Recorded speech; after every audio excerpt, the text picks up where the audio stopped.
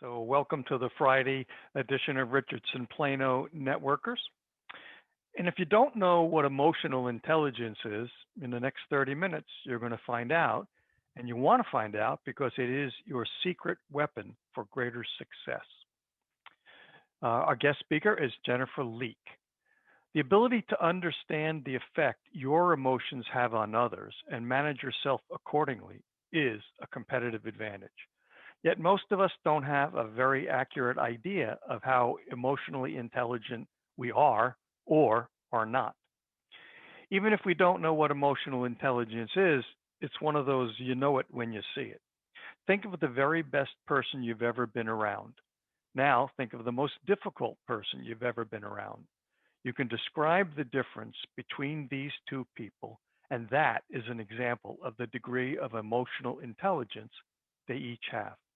In this session, we'll revisit people in your past and present to better understand emotional intelligence, its effect on others, and why others seem so effective or difficult. By the end of today's session, you'll have a deeper understanding of 3 points: the 6 key traits of emotional intelligence and why they are so important, how these traits contribute to your success, both personally and professionally, and third, why emotionally intelligent people outperform others. Jennifer is a certified emotional intelligence practitioner and employee assessment authority. Her mission is to teach companies to grow profits by selecting the right people, engaging them to give their best, and develop leaders both in the job and on the bench.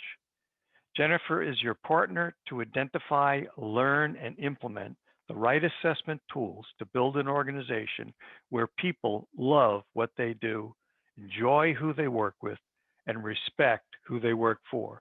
Please join me in welcoming Jennifer Leake. Well, thank you, everybody. I hope I'm coming through okay, loud and clear. So if you want to give me a thumbs up if I'm coming through loud and clear, great. And one of the things as Randy read that bio is like that intro was like, oh my gosh, I got to make that shorter. It seemed like way too long. I was bored with it, so I'm sorry if you guys were. So the other thing I want you to do is open up your chat box. And I don't know if everybody knows how to do that because I may be the only one unmuted, but that doesn't mean that this is not going to be an interactive thing. So the first thing I'd like you to do, I'm going to open up my chat box, is I want you to sort of tell me, and wait, where's my chat box? Okay, there it is. I want you to, in your chat box, we're going to talk about emotional intelligence today. And I would just love to know what you think emotional intelligence is. When you hear the term, what comes to mind? So just type some things. What is emotional intelligence? What does it mean to you? And put some thoughts in the chat box. And if you say I have heard it, but I don't really know what it is, put that in the chat box. I just want to know where people are. Okay, we've got how you act and behave with others, emotional maturity. Those are good things. Okay, so throw some of those things in there, and then I'm going to share in a minute the kinds of things we're going to do today. Is I'm going to talk about the reason why emotional intelligence is important, and then we're going to talk a little bit about the science. So where does emotional intelligence come from? And then we're going to do what I call the EI experience, and that's. So you're also going to. I hope everybody has a piece of paper and a pen. I know Zip is out there with his ketchup cups, so I don't know if Zip has any paper and pen that he can work with, but grab a paper and a pen because you're going to write some notes in a minute. So these are some really good things. And at the end, we'll see if you got sort of an additional thought about emotional intelligence or not. So I'm going to share my screen. We're going to go back and forth between sharing my screen and not. So when I think of emotional intelligence, and I think most of you had this in your chat box, in the chat box, and that is, it's really how we use emotions effectively. It's how we use ours effectively and how we use or understand or relate to the emotions of others. So it's definitely how we perceive and understand emotions. Like I said, not only ours, but of other people. And Oops, hold on. There we are. My screen wasn't. It's so once we understand and perceive them, it's then how do we express them? Are we expressing our emotions appropriately or inappropriately? And do other people? How do we react to other people uh, when they are reacting with emotions? And then the other part of emotional intelligence is how we reason with emotions, and finally how we manage it with ourselves and others. So it's perceiving, understanding, expressing, reasoning, and managing. So those are the things, the components of emotional intelligence. This is a quote from the founder of Panasonic. He did this years ago, and I thought there were some real key things in here that are probably even more important today. That he's saying 10, 15 years ago that business was complex and difficult, and that things were unpredictable, and that things were competitive and dangerous. Well, today it's even more so. And I think one of the things where emotional intelligence becomes really important is many times we're not even dealing with people face to face anymore. The CEO of JP Morgan Chase, and this has been proven over and over again in lots of statistics and lots of studies, that it's not really IQ that makes you more successful. It's EQ. That people with high EQ, emotional quotient or emotional intelligence, are the ones that really can make the difference, and especially in management. And I think we are managing our businesses regardless of the size that we are. So that's a little bit about the case for emotional intelligence. Let me get my and my final case of why emotional intelligence and understanding it and knowing it and growing it in ourselves is important is every 5 years, the World Economic Forum lists 10 traits, and they're not in ranking order, but 10 traits that they say are really important to be successful in as a job skill. And in 2015, emotional intelligence made the list for the first time. It was again on the list for 2020 and beyond. And so it's listed as one of the top 10 skills needed. And some of the other skills listed are actually related to emotional intelligence. It's not something that's being taught in schools. Both when I talk with millennials, and I definitely want to talk with Sean, because there's up to 5 generations in the workplace, and some of the younger generations, they don't really know much about emotional intelligence. So I want to get into the little bit of the science of emotional intelligence. And I did tell you get a writing instrument, but I don't want you to do it. But if you put a pen in your ear and then another through your eye, where those two things meet is on either side of your brain. You've got something that is right there called the amygdala. And the amygdala is it's like almost like a pea-shaped, pea-sized thing in our brain. And it's really is something that is part of our reptilian brain. And so what happens is when we have something happen to us, and then we either release cortisol or the stress hormone, and we say, this is a danger or a threat, and I'm either going to run or fight it. And so that's the first thing our brain will do. Or it will take a look at something. It'll say, oh, there's a reward, there's a benefit, there's something great to do this. And it releases the trust or the love hormone, and it releases oxytocin. So something happens, the amygdala triggers some hormone secretion, and then immediately in a blink of the eye, and this is happening instantaneously, it shoots over a message to the thinking brain, depending on which pathway we've gone. And from that, we make our feelings and our emotions, we make decisions, and we decide whether we're going to engage and disengage. We tend to disengage, make poorer decisions, have some negative feelings when we're in danger and threat mode. And we tend to have much more positive emotions and feelings, maybe better decisions, and definitely more engagement when we have the oxytocin being released. So I want you to wasn't able to, usually I hand this out. So what I want you to do is I want you to just write 1, 2, 3, 4, 5, 6 on a piece of paper. That's all I want you to do at this first point. 1, 2, 3, 4, 5, 6. And then I'm going to ask you, well, I think before I do that, I'm going to come off share for a second. And just since I couldn't see the chat box, does anybody have any questions? You can put it in the chat box or unmute yourself by hitting the toolbar before I go on. We're going to do an exercise now. Any questions on why emotional intelligence is important and sort of how the brain creates emotional intelligence in our minds? Anybody have any questions? If not, we'll move on. I don't see anything in the chat box. Okay, so then let's share the screen again. So I'm going to ask you 6 questions, and you may not really understand or know emotional intelligence, but this is where we're going to show you where you definitely know it when you see it. So the first thing I want you to think about a great boss or coworker or a mentor or somebody that has been really a great person in your life, that meant a lot to you, was a great person in your life. And just put that name down on your piece of paper. When I'm asked this question, I think of my very first boss at the age of 16, which is many years ago, and he's still my favorite boss I've ever had. Still the job I love the best. So everybody has somebody in their mind. Okay. The first question I want you to think of now, and I want you to rate them um, on a scale. Let me just back up. I forgot my number here. Hold on. Okay, so here's the scoring key I'm going to give you right here before, as I ask you the question. I'm going to ask you a question, and then you are going to say, how often did I see this behavior or this action in the person I'm thinking about?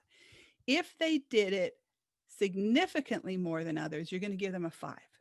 And if they did it significantly less than others, you're going to give them a 1. And so I'm going to ask you a question. 5 is most more than others. 1 is less than others. Oh, and then in between, we've got the 1, 2, 3, 4, 5. So scale of 5. When you think of this person, how well or how would you rate them on whether that they understood the impact their behavior had on others? So give that a score of 1 through 5. Understands the impact their behavior had on others. And the second question is, did they make others feel appreciated? Significantly more, significantly less? How did they respond effectively when challenged? And give them a score. How did they involve you in decisions that affected your work? Number 5, how did they manage their emotions effectively in difficult situations? And lastly, how did they recognize others' hard work and achievements? And so the next thing I want you to do, let's go back up. I'm going to come off share. I want you, I'm giving myself away here. I can't find the stop share. There we are. Okay, so now I want you to add those numbers up. So you had 6 scores. Maximum it could have been is 30 points. And I'd like you to put your score of that person in the chat box. So on a scale of 30, what numbers did you have for that person? Okay, so we've got 30, 29, 28. So continue to put those scores in that chat box. And then I want you to continue adding to the chat box words that, how did this great person make you feel? What are some of the things that made you feel, how they made you feel? Did they make you feel valued? Did they make you feel happy? Okay, we got empowered and appreciated. So keep putting some words in how they made you feel. Okay. Important. A valuable member of the team. So fairly appreciated, another appreciated, comfortable taking risks. So, you could be empowered, worthy, appreciated, safe. Really good words showing up in the chat box here. So continue to do that, but also now write, what was it like to be around them? How did you feel? How did you feel, but what was it like to be around them? What are some words? You were challenged, and I'm thinking that's in a positive way. I hope, Mako, that was a positive challenge. Pleasant, energized, confident, inspiring, mostly fun. So happy, these are really nice words.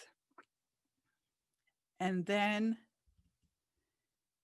if you got a call from them on your phone and you saw it was their caller ID, what would be your initial reaction seeing that caller ID on your phone? What would you do? What would your initial thoughts, your initial reaction when you saw that? Definitely take it Answer immediately. Smile. That's a good memory, right, Mary? End my other call and answer. Answer now. So, all right, great, great things. Now, I don't know if you worked with them or worked for them, but if they, there's, when we want to give discretionary effort, we're either going to go through the wall for them or we're going to do whatever we can to get by. Even if we have a high work ethic, we're either going to go all the way and give it a lot, or we're going to do what we have to do to get things done and feel still some personal pride. So again, thinking about this person, and you had to do some discretionary effort. Just tell me a little bit about what you would do for this person with your discretionary effort. I have to laugh. Steve wrote, if this caller ID came up on his phone, he'd be shocked because the person's deceased. Well, emotional intelligence, I don't know if it goes beyond the grave, but call me if they would, if they do call you. So climb every mountain. Wow, that's great discretionary effort, substantial, good things, good things. So we feel good. It was great being around them. We'd have a positive reaction to their caller ID. We would give discretionary effort. And then my last question is, and maybe the deceased one, I hope it was a while ago. How long ago, this person you're thinking about, how long ago was this relationship or this interaction that you're reminiscing about? How long ago was it? And just put those years in that. Great. 30 years, 20 years, 7 years, recent. Good. We don't meet a lot of them. 1983. I don't remember how many years that is, but that's a lot. Okay. 25 years. So even though they were long ago, they still have this impact or this memory or this, remembrance with you. So that was the great person. We're going to use the same score. Remember, when I'm going to ask you those same 6 questions again, scoring them on a scale of 1 through 5. But now we're going to switch people. I want you to think of a difficult or a challenging person that you have had to work with or interact with, and I want you to put that person's name down. And with that person, we're going to go through the very same exercise. I want you to now rate on a scale of 1 through 5. How well did this person understand the impact their behavior had on others, and give them a score of 1 through 5? And how did this person make others feel appreciated? And fortunately, Randy's never had a difficult person. Wow, Randy, that says a lot about you. Well, and your choices of who to be around. Number 3, responds effectively when challenged. Randy, maybe it could be a customer of yours or something. I don't know. So, and then involves you in decisions that affect your work. Put it down on the sheet. Manages their emotions effectively in difficult situations. And finally, that last question, recognizes others' hard work and achievements. So you again had that sheet. Let's go back to that sheet. You gave them a question. You gave them a score in each one, and I want you to total that up too. So we're going to go back to that. And now plug that number into your, and I'm starting to see some of those numbers come in. So add up your total for this person on how you gave them up to 30 points opportunity. We've got 6, 9, 7, 6, 5. So the numbers are 10 at best. Okay. And now in the chat box, I want you to think about how this person made you feel. How does this person make you feel? And put those words into the chat box. So this is your challenging or difficult person. How did they make you feel? And I'm seeing things like angry, frustrated, threatened, stressed, nervous, tense, belittled. I mean, I think we can all relate to any one of these words: apprehensive, anxious, unappreciated. Sometimes good, sometimes bad. So that's, maybe an unpredictable. And what was it like to be around this person? What was it like to be around them? Miserable. Steve wanted to leave, and looks like he did. I did the same thing, Steve. That's why I went I left corporate America in 92 and haven't been back since. I left quickly. So sometimes good, sometimes bad. There's, again, that unpredictable nature of this person. Now, what if this person called you on the phone and you saw their name or number in the caller ID? What would your reaction be about that? Ignore it.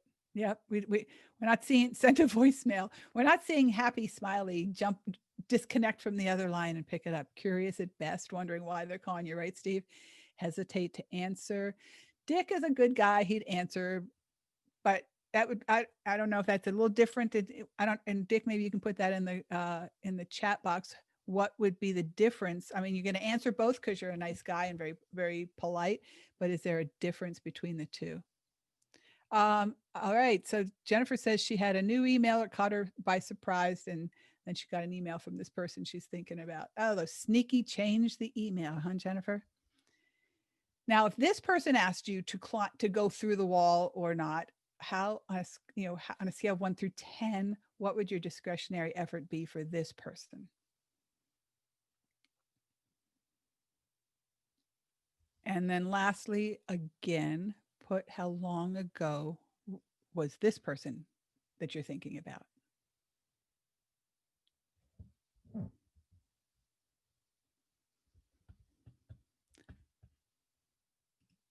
So I don't know if we can, I mean, I won't unmute, but I'd just like people to comment on what they saw in the chat box as we went through. So when we first talked about rating them on a scale of 1 through 30, what did you see in the numbers between the best person and the most challenging person? Anybody want to comment?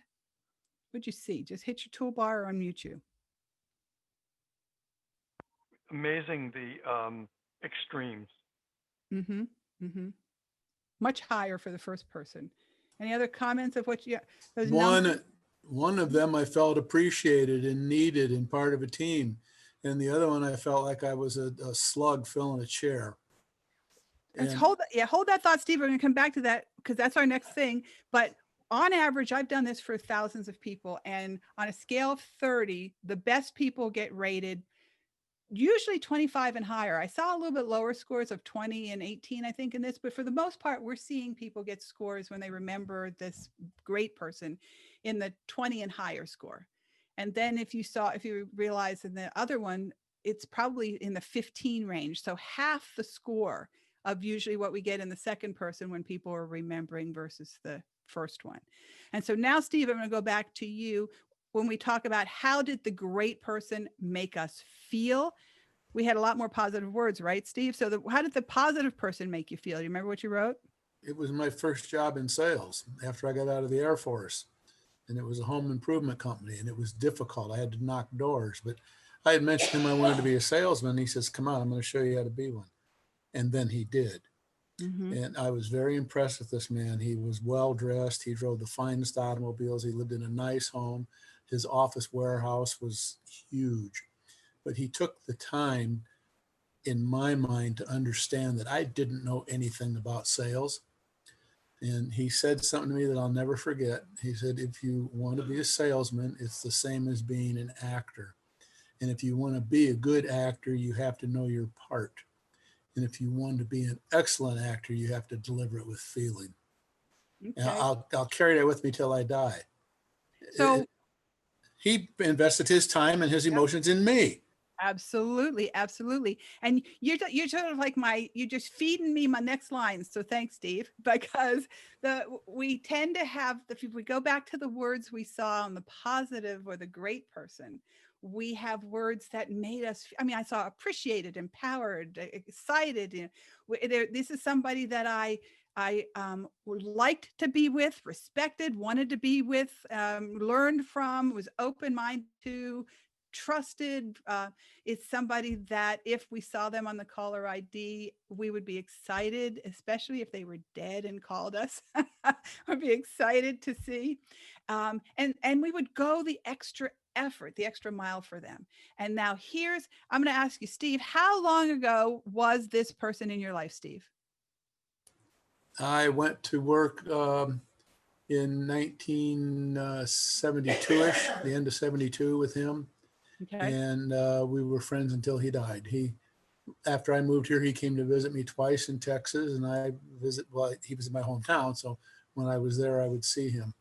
Uh, he, But he's passed away and you still remember him. So oh, even after he's sure. gone, you still remember him. So that's the other thing that I found so fascinating when we do the EI experience, that not only is the difference in the wording, difference in the discretionary effort, difference in the scores that we're getting, but what really surprised me and just continues to amaze me is how long the impact has on us. My boss that I loved, my very first job was probably 50 years ago, and it's still the best job I ever had because of him. And the boss that drove me out of corporate America because of his non-emotional intelligence and his bullying was in way back in 1990. So we it's a lasting effect. Emotional intelligence does all of this to others around us and our relationships and everything like that. So the length of time and the lasting effect of great emotional intelligence is one that I am always just amazed at. So before we go on, either in the chat box or anything, any final comments about what you saw? Yeah, Jennifer, unmute and just tell us what you saw. You talk about long lasting experience. Even after I parted ways with this person, when she would text me, I signed her the telegraph sound on my iPhone, Mm-hmm. and so it got to where whenever I heard that, I would just jump. I was at a discount tire waiting room, and the guy next to me had his phone, and he must have been using that for his email, and that sound kept going off, and I literally had to leave the room because they probably thought I was going to have a heart attack because it was just freaking me out. I mean, I'm just like, so I will never ever use that sound again. And I don't want to be around anybody who does. It And just it's so stupid. It was a trigger. It was a trigger thing. absolutely. So I want to just talk about the assessment I use and the training. The company that I work with is a company called Genos. They're out of Australia, and these are the things that they talk about that are that we should strive to develop and grow within ourselves so that we're perceived as those first people we talked about rather than second people.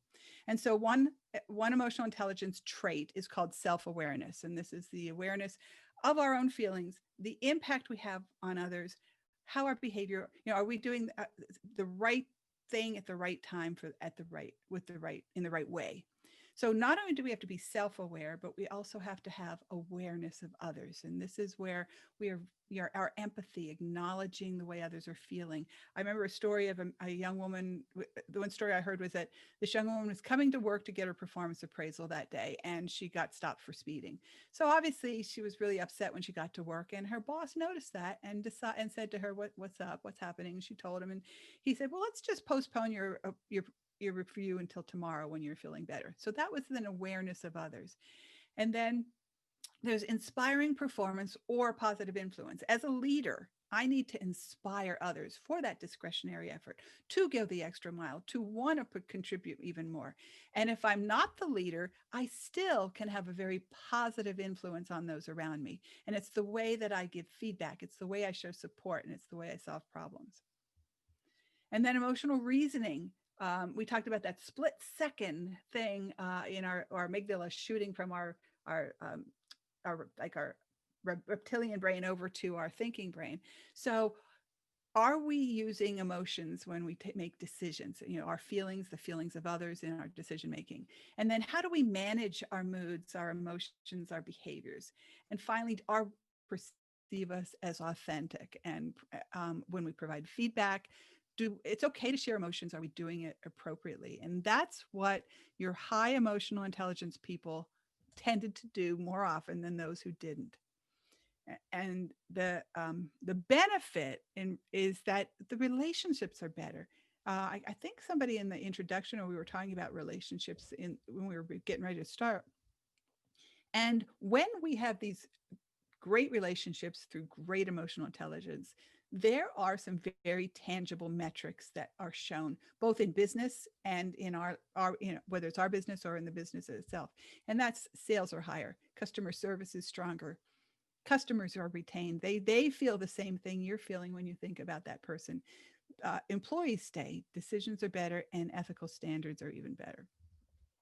So I'm going to get rid of the share for a second and open it up to thoughts um, on what somebody put. You reap what you sow. Good point, Randy. Good way to put it. So, any thoughts? What's something that was an aha or a confirmation or anything in what we've done so far? What are people's thoughts? Anybody wants to make a comment, just unmute your mic, and then if you would, just mute it back. So you can just, you don't have to type anything. Just Okay, good. go ahead and unmute. That'll, we don't have a huge group, so we can manage that. Anybody have any observations or thoughts? Go ahead.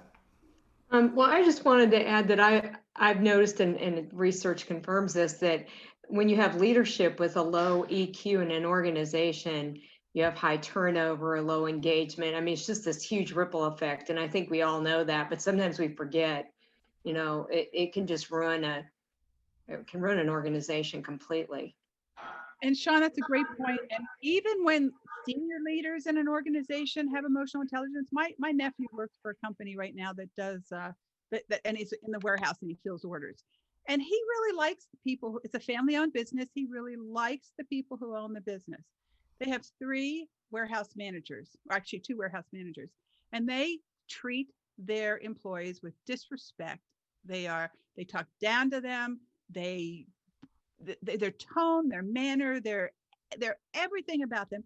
And he says, I can't open my mouth because I need the job. I can't lose this job. He's a single dad. But I have to tell you, the stress and the strain and then he's ready to blow when he comes out of work because he has to suppress it all day. So it's just a shame. Every piece of me wants to go to that company and say, your frontline supervisors are so unemotionally intelligent and you're going to lose people. Yeah, I always say people join a company and they quit a boss. And that's why it's just so, so important that maybe even if senior leadership, but it's definitely that frontline supervisor, first line management needs to be emotionally intelligent. Dick, you want to weigh in there? I departed a little bit. I rated Donald Trump and my wife. Well, I'm sorry you gave your wife such low scores. How did you stay married so long? Emotional intelligence. Yeah, I know I can always count on you. Sean, did you have something else? I was just going to put it in the chat. I was saying low EQ affects the health of workers. Sometimes people don't think about that, especially if you're providing insurance for your employees or you don't want them to take sick days. And it affects their personal lives and their family. It can even, like you were saying, Jennifer, can cause divorce and stuff like that. And then it affects customer service. Mm-hmm. Customers can sense when people are stressed out and tense and can't make independent decisions. So, and then I guess last of all, I would say, being the generational person, millennials don't put up with it as much as, say, Xers and boomers and traditionalists did. They're more prone to say, I've had it, I'm out of here. And then employers are puzzled by why people are quitting. Mm-hmm. Well, and the interesting thing in that's a great point, Sean. And that's one of the things. I have 5 millennial children. And we've raised and again, I say so I take responsibility for this. We've raised them to be very sensitive to how somebody else makes them feel and not so sensitive about why they feel what they feel. And so when you really talk about really making EQ work for you in your life or your business, you first have to go inside. That's why I always focus on inspired and things because you have to, if you don't know why you're feeling, why your amygdala is triggering this emotion, you aren't going to be able to help anybody else. And that's the problem. That's what's on our side. We may be desensitized to how our lack of EQ affects other people. But when it comes to, I think, the millennial generation that we often, disparagingly call snowflakes and things like that, is that we've kind of made them aware of, hey, yeah, that's not fair. You shouldn't put up with that. But really, why do you feel that way? Being self-observant, self-aware, and knowing is the start of changing a person as well as an organization's EQ and the relationships, from my opinion. I would offer, Jennifer, you can weigh in on that, but Well, I just want to say one thing, and that is, yes, I think, as Sean points out, that millennials maybe won't put up with things, or they're very aware of the emotional intelligence of others. I'm not so sure they're as aware of their own lack of emotional intelligence. And so that's the training they need. That and I don't think it's even generational. I think, and some of the other generations were taught to suppress their emotions and not to have any at all. So emotional intelligence, I balance between emotional intelligence and employee engagement because they're so related to each other. If I feel, if I'm emotionally intelligent, if I feel I'm really, like some of the words we had in the chat box, then I'll be more engaged. And then what Sean was saying, once engaged employees, there's statistics that workers' comp goes down because there's less safety accidents. And so this is not a touchy feely soft skill issue. This is life coping skills or life skills that'll help businesses be more profitable and help individuals be more successful in their workplace, maybe get promoted, whatever. And so that's why I have, I'm out there to say, I've had the best job that I've ever had, and I had the worst job I ever had. And I'm on a mission to equip people to, both from the business side and the personal side, have the best life they can in the best job they can with the best people. And that's why my little slogan is that you have people who love what they do, who enjoy who they work with, and respect who they work for. And with that, that's about all I had for today. Will shoot one last slide that you can, let me find my share screen. Just one last slide with you I'll share. And that is that here is my email address, Jennifer@assessmentpros.com, Jennifer@assessmentpros.com. And if you want anything, on the session materials, and then I am also starting, it's not even up yet, but there's GenOS, which we used to do this kind of training in real life. There's a 6-module virtual class that I'll be starting in January of 2021. And with that, I turn it back over to you, Randy. And I thank you all for your participation and for being part of this with me. And thanks so much. Great. Thanks, Jennifer. Randy, you had opened up your mic for a second. Did you have anything else that you wanted to offer? Yeah, I don't want anybody to think that I'm a Pollyanna, but I often tell people that I've never worked for a bad company. I've never had a bad job, and I've never had a bad boss. And I think that's why the reap what you sow. I mean, I think it's a question of your emotional intelligence, and it allows you to deal with, quote, less than stellar employees, bosses, companies, et cetera. And it's an attitude. I mean, But Randy, there's some things that are out of our control. I worked for this company for 12 years. I was a peer with my boss. He got promoted. I took his job, and the evil twin came to work the next day. I went for 18 months, even went to HR. And when HR went to him and told him everything I had said in confidentiality, I was going to counseling to help cope with myself. So there's sometimes that you're just lucky. Well, I'm still traumatized by my relationship with I will agree that there's a certainly, I wouldn't call it luck. I call it divine inspiration in my life, and David knows that. But I think, again, easy to say, hard to do. I think when you see a situation like that, if you are intact with yourself, you just walk away. You just say, you know what? I don't need this crap, and I'm just going to move on. Rather than fight it, rather than let it destroy you, you just find ways to move on. Absolutely. And I quit that job with 3 kids in college. with 3 Right. kids in college, and Good I for had you. I had the support and love of my husband that let me There do you that. go. I am grateful. If I'd been a single person, it would have been harder. I would have had to Right. stay even longer. Sure. And I have been on straight commission other than 10 weeks since 1973. I went to work for US Home. They gave me a 12-week guarantee of $1,000 a week, and I quit after 10 weeks because there was nothing there. But being completely self-employed, if you're unhappy with the boss, you don't have to go very far to find him. You know, you got to look yourself in the eye and say, okay, buddy, you know, this isn't what you promised yourself. Let's, you know, you got to, that old pull yourself up by the bootstraps. You know, there's a lot of days, man, you got to think to myself, I got to get up and do this again. But then the bad time goes away and the good time comes back. Yep. I'm rambling, but you know what? I really enjoyed today's presentation. That made a lot of sense, and you brought back some wonderful memories. I'm And so glad. I find that I have better, more good memories than bad by a wide margin. So thank you. And Thanks. I think the challenge we have is let's be more of that first person in other people's lives. Jennifer, did you have Jennifer, something? Go ahead, Jennifer. I was gonna say, the worst boss I ever had, you know, I couldn't walk away. I just couldn't, well, or in my case, wheel away. I'm in a wheelchair.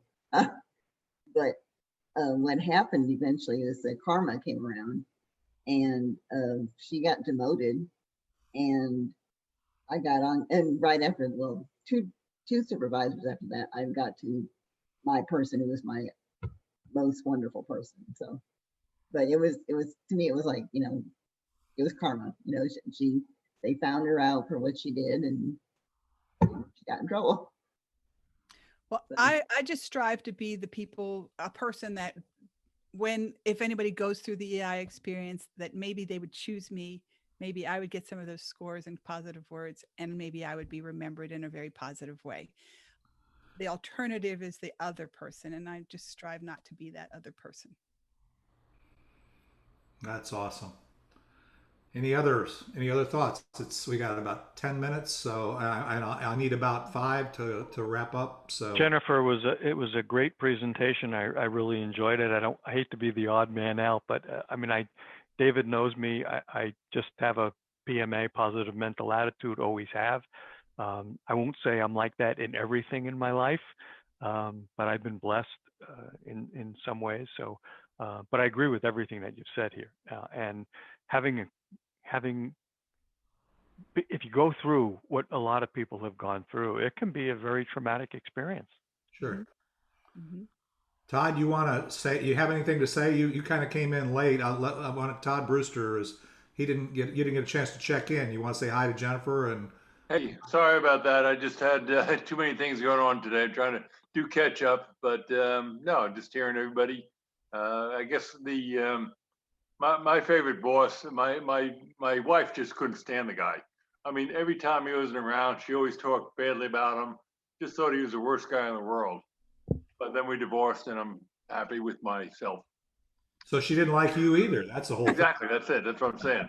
I was the boss. The guy I liked myself. He couldn't stand him. That's hilarious. Well, good to see you, Todd. I just wanted to give you a chance since you did pop in. I wanted to make I appreciate that. Thank you. I thought Dick had his hand up too. Jennifer, Go ahead, Dick.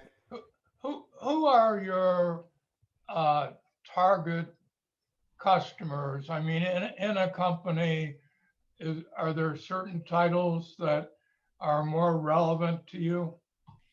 My sort of sweet spot is a company that has an HR department of one, because they're overwhelmed, outnumbered, and underappreciated. And so they oftentimes, I can be that come beside partner and help them with things. And you know, I'm not looking for a job, but I'm looking to support. And we put in some kind of a engagement program in where there, you know, a system for hiring, a system for engagement, and a system for building leadership that incorporates a lot of the things.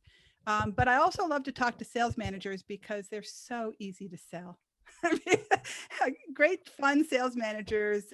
You know, they're so optimistic. They're so open to ideas. So those are probably the two, Dick. And thanks for asking. Okay. All right. Well, let's wind it down here. I just want to remind everybody kind of where we're at. Okay. So guess this next week we have a normal week of meetings on Wednesday and Friday, and next Friday we'll have David Munson. I know some folks have commented that they've heard David Munson before, but I think Todd did, and he's a very successful business guy here in Dallas, and we'll be talking about charitable giving and how it works. He's a part of a number of boards. He's been very successful. If you've ever been up in McKinney and heard of Local Yokel, that's one of his companies. But he's going to be talking about that. I figured going into Thanksgiving, the Friday before the week of Thanksgiving, that he would be a good perspective to have. You know, one of the things that we always talk about in our group, we've taught for many long time. Our friend Anil Gupta kind of brought it to a head. Is if you're not, if you really want to find happiness and joy, you should always be giving, being grateful, and be growing. And one of the things we always do on Fridays, and it's intentional, is that this is an opportunity for us to grow, learning about EQ, learning about ourselves, whatever it happens to be. So we should, in all aspects of our lives. So that's why we cover a broad spectrum of things. But also it's important to understand how giving can in fact affect your business, your happiness, your thing. And I know probably most people that are here are very benevolent in their approach. But sometimes I think just really understanding how much of an impact that can have on not just your mindset, but also your business is a good thing to learn. So that's what David will be talking about next Friday. On the calendar, you'll see that the week of Thanksgiving, because Wednesday is the day before Thanksgiving and Friday is the day after Thanksgiving, we don't have a meeting on the week after. So there's no meetings that week. So if you're going to be suffering from withdrawal of coming to our Richardson Plano Networkers for a couple of weeks, make sure you come back next week. We do, for those on Wednesdays, you can come to the room. It's very unlikely at this juncture that I will be running the show in the room, but Randy and Grover and some others will be taking care of the room. I will, Lord willing, plan to be on Zoom. But I just really wanted to give a few minutes. I'm going to open up the mics, allow everybody that wants to. You can share your gratitude for what Jennifer did, for anything, for any referrals. I've had a lot of people. I want to just say, before I'll lead off, is I just want to tell you guys how much I said it on Wednesday a little bit. I told Randy I don't remember Wednesday as well as I think I should, but I do want to, because I still was dealing with a residual from my Monday surgery. But I do want to say that I can't tell you how much it has meant to me for the number of you who have texted me, posted on Facebook, asked how I was doing, called me. That really, just so you understand, that really makes a difference. It may seem like a little thing, even if our conversation wasn't real that engaging or exciting, or you had to hear something about my surgery that I probably didn't want to tell you, but I did because I was dealing with drugs. Whatever it was, I just want you to know that I really appreciate my emotional intelligence is I really want you to know that I really value you guys investing your most valuable gift, which is your time, in this group, and I get a chance to share in part of that. So anybody else want to say anything? The mics are open. The meeting is officially over. But I just wanted, and Jennifer, thank you so much. Jennifer, I want to say she did an awesome job. Jennifer, we got to know each other through Be Connected, which is an amazing tool. It's an incredible way of connecting with people. The artificial intelligence brought us together, and we had so many things in common. I now think she's the best friend, and so it's really kind of cool how things play out. So anyway, but go ahead, Lloyd, or anybody else you go ahead. Mics are open. If you open. Thank you, Jennifer. Great presentation. Appreciate it. I'll get that email out to you in a little bit. And I got to run, guys. I have a meeting at 1 o'clock. Thanks, Lloyd. I always appreciate you, brother. All right, man. Take it easy.